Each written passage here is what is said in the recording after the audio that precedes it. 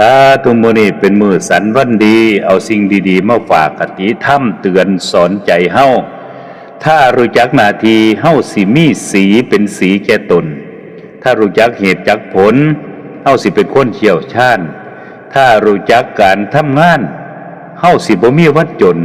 ถ้ารู้จักคุณคนเฮาก็สิบ่จนอยู่นานถ้ารู้จักกล้าหาญเฮาสิบ่หวั่นไหวในสิ่งใดรู้จักทำใจเฮาก็สิบ่เสียน้ำตารู้จักการเวลาเฮาสิเห็นค่าของมันรู้จักฮักกันเฮาสิมีสุขสันต์เปรมปรีรู้จักทำดีก็สิมีความสุขความเจริญในชีวิตถ้ารู้จักใส่เงิน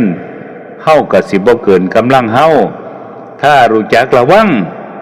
สิบ่เผลอพลั้งไปทำผิดถ้ารู้จักผูกมิตรเฮาก็สิบ่มีคนคิดลายเฮาถ้ารู้จักอภัยก็สิบ่มีศัตรูถ้ารู้จักเลือกคู่เฮาก็สิอยู่แบบไปทนนานไปอีกหลายๆปีถ้าเฮารู้จักใช้เหตุใช้ผลเฮาก็สิเป็นคนมีค่า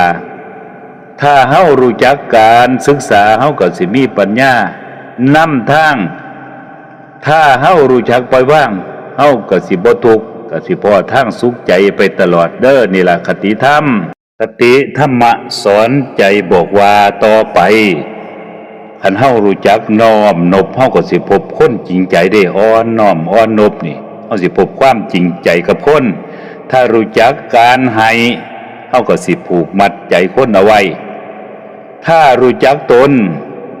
สิเป็นคนดีแน่ๆถ้ารู้จักฮักคุณพ่อคุณแม่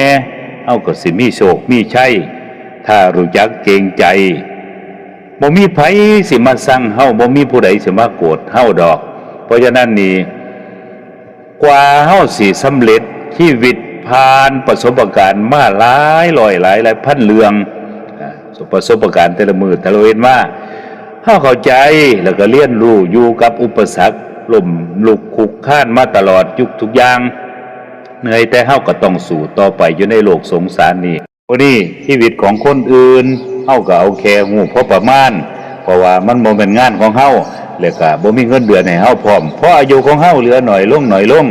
อย่ามัวแต่ไปแค่คนอื่นหลายเกินไปหันมาใส่ใจตนเองให้หลายขึ้นแล้วชีวิตของเฮาก็สิดีขึ้นสงบลงสันตัวสาธุเด้อ